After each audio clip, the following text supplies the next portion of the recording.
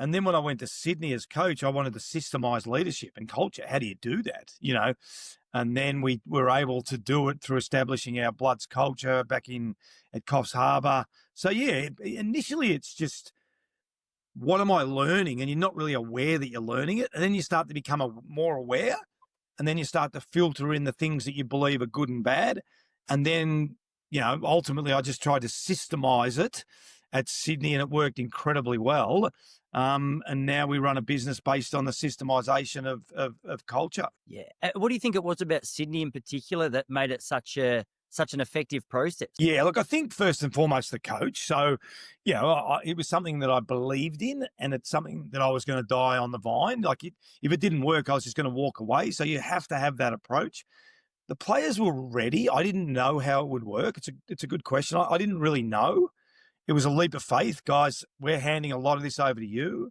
You vote for your leadership group. We had Paul Kelly, who retired, one of the great captains of all time of Sydney. We didn't really have a ready-made replacement.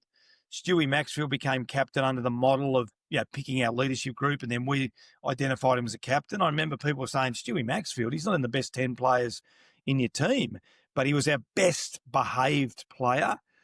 And it was credit to the players. I mean, the way they had adapted to it really quickly, the way Stewie drove standards, held me accountable, held the players accountable, the way the coaches embraced it, the way the club embraced it as a whole was incredible. But yeah, it was a leap of faith. I didn't really know where it'd end up, and clearly it became incredibly successful as we won we made the preliminary final in the first year. We picked to finish bottom of the ladder by, I think, 14 of the 16 age journalists. Bottom, not ninth or 10th, bottom.